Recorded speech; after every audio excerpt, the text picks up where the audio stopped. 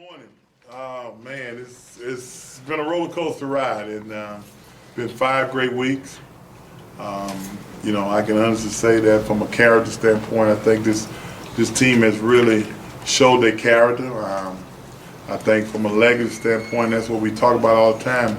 They've had an opportunity to put some ink in their own legacy. Can talk about what has transpired over the last 5 weeks, and we tell them every day that a lot of people left us for dead when we was 1-4, and we understood that.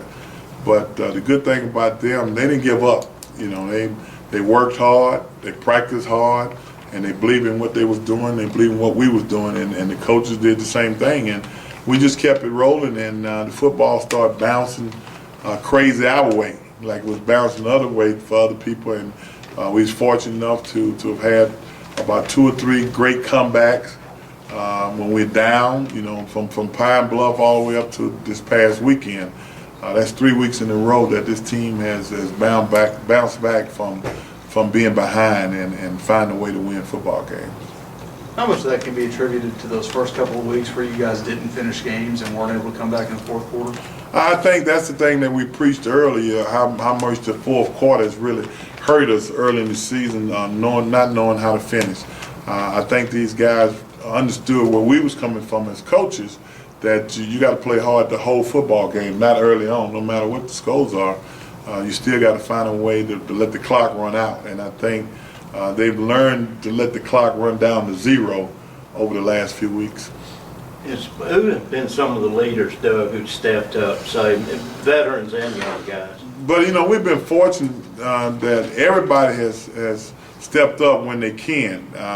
I think over the last 3 weeks, defensively, I don't think we played as well Saturday as we played the last 2 weeks. Jackson and Pine Bluff up front, but we played exceptionally well. Missing Bell this week didn't help us. Bell has been playing pretty good over the last couple of weeks. I think he got hurt in Jackson, but Stuckman came in and filled in. But offensively, I think the offensive line is buying into the scheme, the terminology, and understand going from just a shield blocking type of scheme to more of a power type.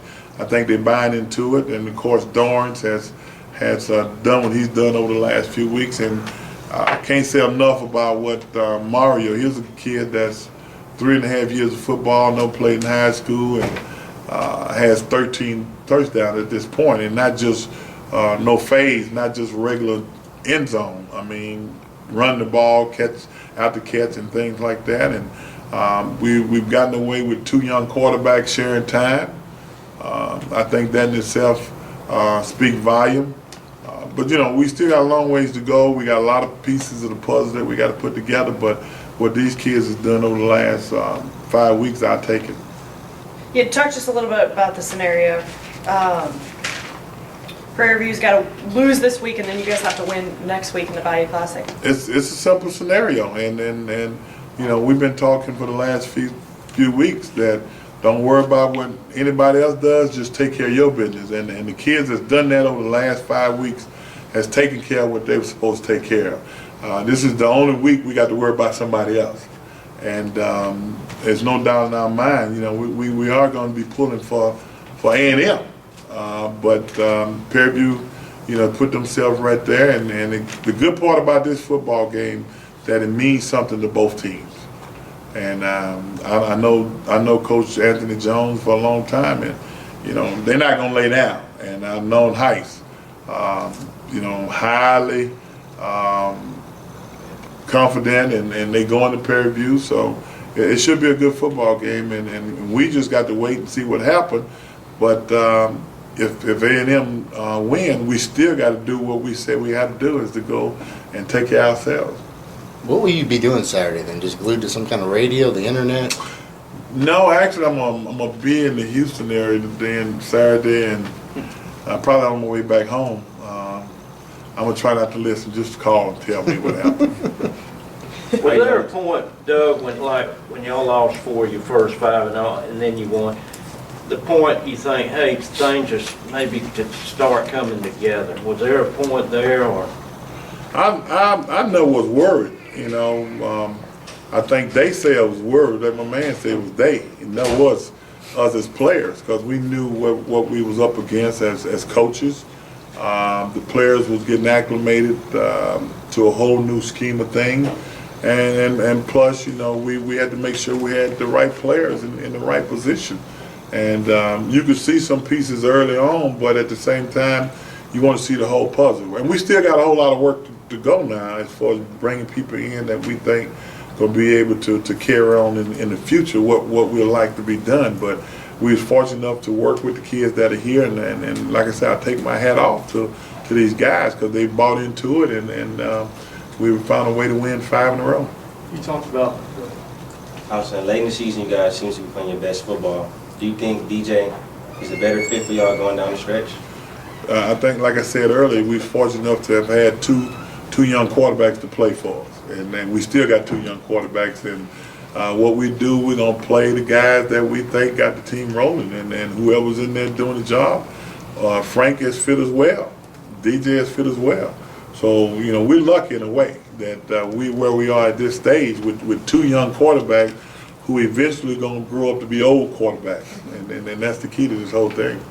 you talked about earlier the ball bouncing your way, and we talked about maturity with this team. Is that a sign of maturity that maybe now the ball is bouncing your way because you do tend to create some of your own luck? Well, you know, when I say the ball bounce our way, I do mean, just like you said, that we got to make it bounce our way. Even on special teams, we've put ourselves in position to get a couple of muff punts, and that's because the hustle that's created by the players of being around those football.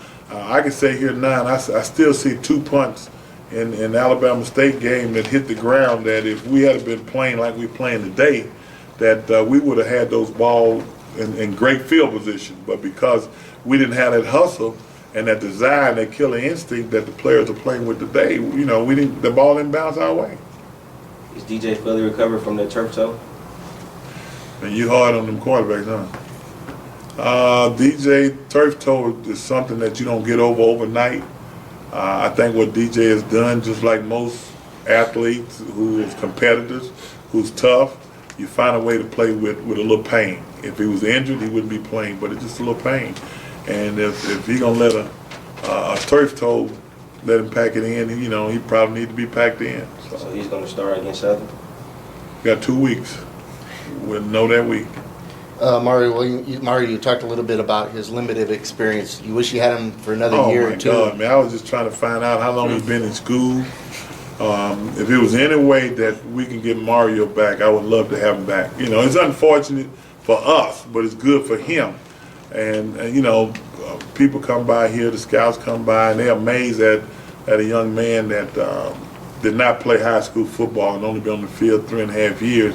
And the good thing that has happened to him, we put him in a system that he can succeed in from a receiver standpoint.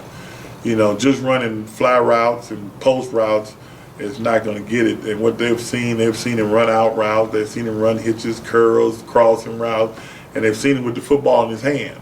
And what I like about him is the fact that he made the best of every opportunity that he's gotten. And like I tell the scouts about Mario, the most thing that impressed me about Mario is the fact that he graduated and he's in grad school. And I think that's the most impressive thing. How did he not play in high school? Yeah. How did it all? That's what I was wondering. Well, I think he had the Michael Jordan syndrome. They all think they're great basketball players. And I say that, and that's funny. You'd be surprised how many defensive ends and tight ends and receivers that we lose to basketball that think they got an NBA career. You know, when you're in that old Charles Barkley height, 6'4.5", and Michael Jordan height, 6'5", maybe, and then think you can do what he does, these kids get caught up and they don't go out for the football. And it's unfortunate because there's a lot of kids in high school who only play basketball that could be some heck of a football players. So we lose them, and Mario probably one of those guys that got caught up and came to Grambling and said, I'm going to play some intramural football, and you find him on the intramural field. Well, it's sort of like a Jimmy Graham story then. To me, And I was fortunate enough as a scout in 95, 96 to see T.O. come to Mobile, Alabama, Montgomery, Alabama to play in the blue-gray game. And I've heard a couple guys say the same thing that I said, that this is the closest T.O. story that they've seen, because T.O. is raw as 10 rows of sweet potatoes when he came to play in the All-Star game as a football player, because he was more basketball. He was a sixth man on the basketball team in Chattanooga. And this is where this kid is. And if this kid could just go to the league and say, hey, all I got to do is eat, sleep, and drink football for my job, he'd be a pretty good football player. So he's going to get a shot, and I mean, he'll try out anyway. Well, let me say this, and you know, if Mario don't get a shot, I would say something wrong. Yeah. Yeah, but I do believe, and you know, I can't say it for sure, but it's going to be hard to imagine some of the people that I've talked to that Mario don't get a shot to at least walk on the field. Is that where some of your NFL connections can come in handy in a college setting? No, I'm not gonna say that, you know, but I do say when they come, they usually sit down and ask me my opinion, and I try to be honest with them when we're talking about players. Does it help in that case that, you know, he's got some fresher legs than some of these guys have been playing? He hadn't taken as many hits. Well, he got fresher leg, but he also got what they call instincts, and he got hard.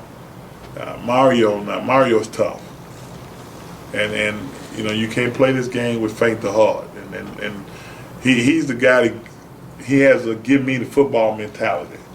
You know, his last name should be Mario Receiver. Throw me the football. Coach, last time y'all had a week off, you talked about it being a good time to kind of regroup. Now you have all this momentum. How different of a feeling is it, or are you still happy to have it? Well, you know, we all know when we get to this point that you're going to have this time off, and you know, we've had an opportunity as coaches. Now we can watch tape on Southern, but we also give the players a time to get their legs up on them, get their mind right. We're not going to let them just take off. We're going to do some things with them, but it won't be as physical this week as it's doing most of the weeks, and we get back on that starting next week. Coach, in case we don't get a chance to catch up with you next week, just how much you looking forward to be back on the field for a rivalry like this? Well, you know, you play the season to get to here, and the key here is, you know, we would like to go into New Orleans with an opportunity to win and go to Birmingham, and I think if that happened, it makes for a great rivalry, a great Bayou Classic, and that's where it's supposed to be. Bringing back the old time, and the fans and the players and the coaches look for that. Coach, did you ever think going into coming out of fall camp that you'd have a receiver and a running back within thrown's throw of 1,000 yards? Was hoping. You know, we started slow, and that dream started fading. And then Dorrance has stepped up, and I don't know where Mario is stats. All I know he got 33 yards 33. From what? from 1,000. I had no idea. I just know he had 13 TDs. And now we're not going to throw it to him to get them 33 yards. We're going to throw it to him so he can score it. If it's within 33 yards, so be it. As big as a rivalry as this is, and Southern's already gotten in a brawl, and they hate you guys more than they hate anybody else. Are you going to address your team beforehand and say, hey, we can't? You know, I love Southern, and I love them all. But when you play guys like Jackson State and you play the Southern University, the emotion, even Alcorn, the first game, the emotion is going to be high. I don't know whether you had an opportunity to watch pre-game, but we always nick that in the bud. If you watch Texas Southern this past week, you know, they had all their guys came to midfield trying to get our guys to you know, buy into it. But what we try to do is make sure we don't buy in that and think about football. We usually warm up to the end zone. We don't face the other team. So whatever chatter they got going on, they're chatting to themselves. They're not dealing with us. And I think that's the way we kind of handle that part of it and get our team to focus on football, not all the rhetoric. Because that's going to be there anyway. The emotion is going to be there. It was a lot of emotion in this football game Saturday. And, you know, just for halftime when they tied it up, we had to come to halftime, let them know, you know, the emotion got to be gone now. You got to play football. Tyree Holland's such a good kid. How nice is it to see him mature and then have an opportunity like that as a freshman? Well, it's good because, you know, during the fall camp, you know, we had some rumors in the meeting rooms about where we would play Tyree Hollins. One night his offense as a receiver, one night his defense as a corner, and Von Brown and Coach Carl Pepper, you know, they didn't like each other for a while. and the head coach had to step in and give a vote. And the vote was to put him on defense, you know, because number one, you know, cornerbacks, you can't get enough of them. And we feel with his toughness and his speed and his size that he can end up being a pretty good cornerback. And I think the play he made on Saturday is going to give him a lot more confidence and let him know that I can do this as a freshman.